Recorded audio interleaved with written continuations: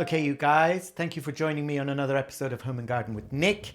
Today, for you, I've started spring cleaning because it has to be done. Peggy's coming to stay for a few days, so we thought we better not let the side down. We better get the place cleaned up. So, as when I do my tours, I don't have time to go in detail to every item that we have, obviously, in the house.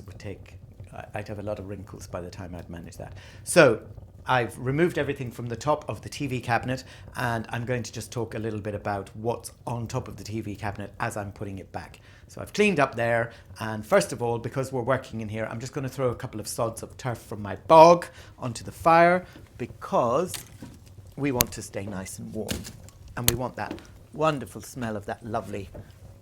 I'm also going to be making for you a delicious Bailey's Irish cheesecake with some chocolate shards for decoration, which will be exquisite. And it's very easy and delicious. Okay, so anybody who comes to visit always says to me, how come you don't have a TV? We do. But one of the major things about moving into this house was that we didn't want the TV to be center stage. You know when you go to these houses and it's like a cinema, like a whole wall with a TV and everybody's face is distorted? Can you imagine the size of me on a 65-inch TV? Anyway, my TV is very modest, it's very small, and it's tucked away inside this beautiful Chinese cupboard. Okay, and that is where we house our TV. Out of sight, out of mind. Actually, it's probably been 2 years since I've switched this TV on. So firstly, I want to show you this beautiful lamp that we bought on one of our trips to Venice. It has a beautiful half shade. I can't quite remember what it's called. There is a name for it. But anyway, it's stunning. And this could be made into an electrical lamp if we wanted to. But I actually just enjoy it as it is. It's got the most beautiful green, almost chinoiserie fabric on there, which is very old. And beautiful braiding, gold brocade braiding. And really lovely item. And I remember the day I bought this in Venice, in fact. Okay, also, I have a beautiful vase, which is a dragonfly vase. And this vase was an item that I had for sale in my shop, in my World Furniture and Gift shop. But I didn't want to sell it. So like many, many, many other things, I opened the crate and I said, that's for Nikolai. Here we have a beautiful Moroccan pottery ginger vase, which is got some amazing silver detail around the outside. And this was an item for sale in my shop with many other Moroccan ginger jars, might I add, in the most beautiful green colours with bone on them. And I just wasn't selling them. Well, I was selling them. I was just selling them to me. So that's a beautiful cream ginger vase. Next to that, I've got a lovely, I really like the colour of this faux dog. There's something about the yellow and green and the brown that I really, really like. And actually, the yellow and brown are not two colours that I particularly like as colours, but in this faux dog, I really like them. I understand that you're looking at this and thinking this is a little bit of an eclectic collection for one small section on top of a television cabinet. It's very difficult. You couldn't go out tomorrow and just purchase all these pieces and put them together like that. It has taken years of collecting, years of moving, and I still sometimes come in and I say, okay, that faux dog, I'm going to put that there and I'm going to put something else back here. So it's just an idea of some of the things that, you can find in various different places. You won't be able to find it in my shop now because I don't have my shop anymore. Probably because I made myself bankrupt because I took everything that was for sale. Here I have a stunning chinoiserie bowl, which is black with gold. Really beautiful piece, in fact. I always love this bowl. Then I also have, which is really heavy, a beautiful Greek clay vase. And this would be very old, and I can tell because of the weight of it that it's very old and the thickness of the pottery. You would find it very difficult to find something like that today, made with such quality. And I'm wondering now why this is even here. This should be in my flat in Cyprus, my apartment over there, but I'm going to see to that. So I think a little shopping spree might be on hand. Then I have just 2 single bud vases, and they would be designed literally just for maybe 1 stem of a rose or something to come out of. And I really love them. And I used to always, sometimes when I'm cleaning, do a little bit of a dance with these, you know. We don't really want to do that, break them, but anyway. They're lovely as well, and they've got some beautiful birds, and they've got the beautiful blossom tree as well. A couple of hand-painted Moroccan tea glasses, and these are really, really, really finely painted, with a fish here along the side, with the bones, and the most beautiful, my favourite colour of all time, this most beautiful turquoisey, bluey green. I don't know if you can appreciate it with the light that's in here at the moment. So 2 of those. Then I have a little Ming bowl, and that's on a little mahogany stand. And then I have another vase, again with the Chinese motif, in a lovely shade of green actually. That's very nice. And a pair of faux dogs in the most stunning cobalt blue with gold. And a green stripe down the back, and a very, very beautifully embellished jeweled necklace. It's a bit like mine. Okay, so that, my friends, is what we've got on top of the TV cabinet here in the drawing room at the house. So now I'm going to get on with popping them back up, and then you'll come and join me in the kitchen where we'll get started and cracking on that amazing cheesecake. Okay, you can see how nice and shiny it is. I've cleaned it, and basically I just use some warm soapy water with a cloth and just wipe everything down, and that helps to get rid of the dust as well.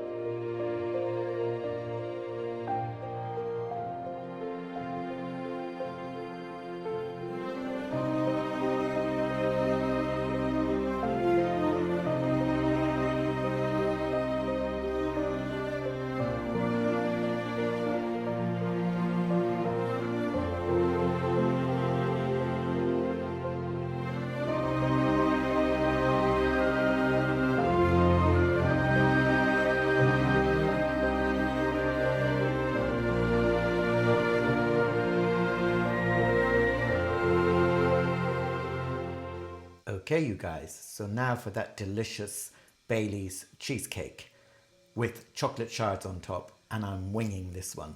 So you guys will have to wing it with me. And if we wing it and we win, then we're thumbs up. So today, Scooter and I are on a mission. We're both going to join a gym. He's got a wedding.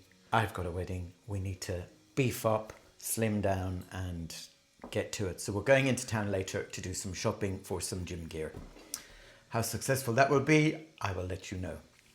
So I'm going to run through with you the ingredients and what you're going to need for this cheesecake. Please, please try this cheesecake. I have made it before. It is amazing. Very similar to structure to my lemon and ginger cheesecake, except for with the addition of some gelatine this time, because we're going to be using some Bailey's. So it will need a little bit of extra help to set. On that note, we need, first of all, you need your cheesecake tin. You don't need to line it or anything like that, just the cheesecake tin on its own. A good old potato masher, because we're going to be using that for our biscuits. A whisk and a spatula. We need 80 grams of butter. Sorry, I'm showing you the pot. 80 grams of butter, which I'm going to put in here, and I'm going to immediately get that on to melt down onto the agar, okay? Then we've got 4 leaves of leaf gelatin. And I'm going to start with this because people will get scared of this, yeah? This is super easy. You can buy it in leaf form like this, or you can buy it in powder form. I always buy it in the leaf form, but if you can't get it in the leaf form, you can get it in the powder form, and you just work it out, the ingredients, how it tells you on the pack to dissolve it. I am going to roll this one up, and I'm going to put it into a cup of cold water. And basically, I'm going to just leave that. Make sure you cover all the gelatin because you don't want any hard edges sticking up. Okay, and you leave that for about 5 minutes, and that's that sorted. In this bowl, we have a 300-gram pack of ginger nut biscuits. You know I like to use ginger nut biscuits for the base of my cheesecake. You can use digestive, you can use Biscoff biscuits, whatever you fancy. Oreos, anything you like. I like ginger nuts because they hold their crunch. I must confess, this pack of 300-gram biscuits is -1 biscuit because I have a problem. Whenever I drink a cup of tea, it gets stuck. So to help wash the tea down, I need a biscuit. Okay? That's mine and Scooter's excuse anyway. So we've just minused a biscuit from, but I'm sure nobody will ever know. This cheesecake is for a nephew of mine who's requested it. Peggy's not coming to lunch or dinner this evening, so she won't be experiencing this wonderful cheesecake. In a bowl here, I have 300 mils of can of condensed milk. So that's condensed milk. I have in this jug 250 milliliters of double cream. And I have in this bowl 400 grams of Philadelphia cream cheese. Any cream cheese of your choice. It just so happens that I have Philadelphia. I have a bottle of Bailey's to which I will be adding a good glug of Bailey's. We'll measure out some later for the recipe. Then I also have, because I'm going to make some chocolate shards just to decorate the top, I also have a bar of dark chocolate, 75% cocoa. You can use whatever chocolate you like. A good cocoa content tends to be good. I'm going to melt that over some warm water and I'm going to spread it out on this tray that's been lined with parchment paper. And I've just got a spreader. I'm going to spread it out quite thinly and I'll show you how to do that. We'll do that in the next stage while the base of the cheesecake is setting. So that's it, my friends. That's how easy it is. So now we're going to get on with crushing our biscuits. Okay. And so we're just going to break them up with our hands first.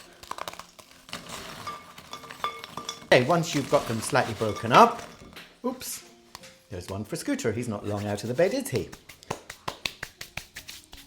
There's one less for your cup of tea, Scoot. And then we're going to get our potato masher and just go in with our potato masher and break them up. You can do this in a plastic bag if you wish. I just think the less things you use, the better. Okay, so now we're going to add our melted butter. We're going to pop this into the fridge for about 30 minutes to set whilst we get on with doing the filling and the chocolate for the chocolate shards for on top.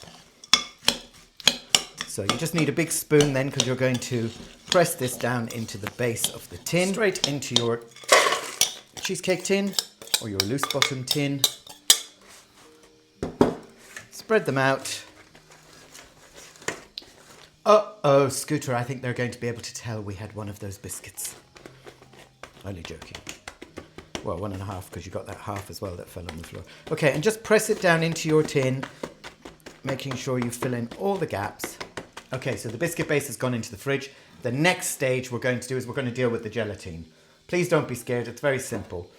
All I want you to do is take your gelatine out of your cup, between your fingers, give it a squeeze to squeeze out any excess water. Get rid of the water, put the gelatine back in the cup and melt it in the microwave for about 30 seconds. We'll do that first so that can be cooling down before we add it to our cream mixture. Okay, so the gelatine actually only took 20 seconds in the microwave. So, firstly, into our bowl we're going to add our cream cheese, to add our condensed milk. And we're going to give that a whisk together just to combine both of those delicious ingredients. And it's basically just to break the cheese down. Okay, then into that we're going to add our milk. Cream milk. Looks like milk, that's why, because it's not whipped. You don't need to whip it. You literally just pour it in as is. Okay, so our gelatine has been melted in the microwave, 20 seconds. And I'm just going to pour the cream mixture into this jug. Okay, so very important detail. Pour your gelatine into your bowl, okay? Because you want to add your cold liquid to your warm gelatine, okay? And very slowly, gradually stir in your mix. If you just go and dump your gelatine into your mix, you're going to end up with a glutinous, gloopy, horrible lump. So gradually stir in your cheese mix into your gelatine, and I can feel it firming up as I'm doing it. Okay, so that's been added, and now we're going to add our Bailey's. Give it a good shake. And I'm going to add 150 mils of Bailey's. Okay? And again, adding it slowly. I am a fan of, if I make a lemon cheesecake, I like my cheesecake to taste of lemon. If I make a Bailey's cheesecake, I like it to taste of Bailey's. If I make chocolate cheesecake, I like it to taste of chocolate. Whatever cheesecake I make, I like it to taste of that flavor. Okay, so our Bailey's has been incorporated. Let's get that little drop as well, because Bailey's is the best. And I'm just going to have a... Oh my God. Oh my God. Now that's going to just get poured straight onto our biscuit base. And I'm just chuckling away here because last night I sat and just came across on Instagram a video of Joan Rivers with Martha Stewart, and how funny. It just had me in stitches. So Chris actually was looking at me quite strangely thinking, what's going on? But it was really funny. I would never have put those two together, but it was a good comedy show. Okay, that's going to go into our base, and then that's going to go into the fridge for about 4 to 6 hours to set. Come back, because we're going to get our chocolate shards ready so they can be setting whilst the cheesecake is setting. I'm going to put the bottle of Bailey's back in. Everybody's going to witness me putting the bottle of Bailey's back in, so I'm not having any. Box sealed. Over to the bar it will go. Shame, it is a bit too early. Okay, so now for the chocolate shards. I'm going to put some boiling water into a jug. Okay, and then I'm going to put a bowl on top. Remember, chocolate will melt in a child's hand, so it's not difficult to melt chocolate. As long as there's a little bit of heat, then it should melt quite quickly. And into that, I'm just going to break my chocolate and just leave that to sit and melt away quite happily. Okay, so chocolate is melted, and quite simply, get your bowl and just pour your chocolate into your tray. Once we've got that on our tray, we want to spread it out quite thinly. There's to be no exact shaping to this, my friends. You just spread it out quite thinly.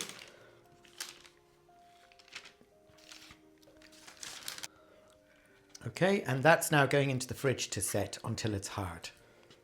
How easy was that? As simple as 1, 2, 3. This is what's going to make your cake go from a basic Bailey's cheesecake, which nobody needs to know, into a cheesecake worthy of a Nouvelle Peace Prize. Notice how I said not Nobel, Nouvelle. Nouvelle cuisine. Okay, enough of that rubbish, Nikolai. Get on with it. Right, into the fridge we go. The cheesecake has been in the fridge for 5 hours. I'm going to finish decorating it, and then the cook's prerogative is I have to try a slice, because even though my guests aren't here, I have to try a slice to make sure nobody's going to die from it. Okay, my chocolate is out of the fridge also. To make our shards, first of all you are going to do is roll it like as if you were rolling a towel.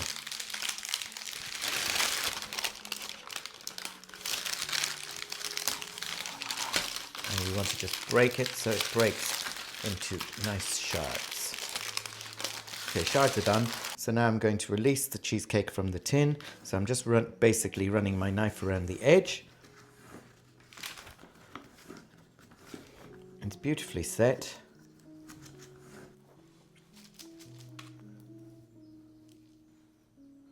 And now we're just going to add our shards. Don't worry.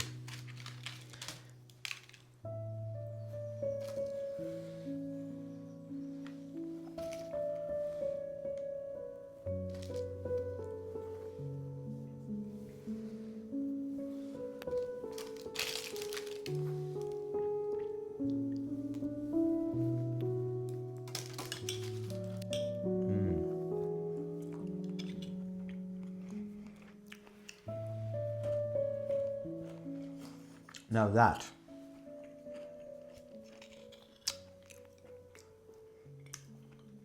is right underneath me. Of course, this is just, whether you're a Bailey's lover or not, please do try.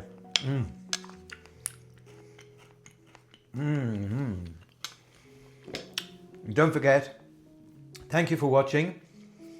Please do try this amazing cheesecake. If you like what you see, hit the like and subscribe button and the notification bell so you don't miss another episode of Home and Garden with Nick. So from Nick, Nikolai, Chris and Scooter, take care my friends, and we'll see you very soon. I was only supposed to taste this. Sorry. Dinner's in a couple of hours. Here, Chris.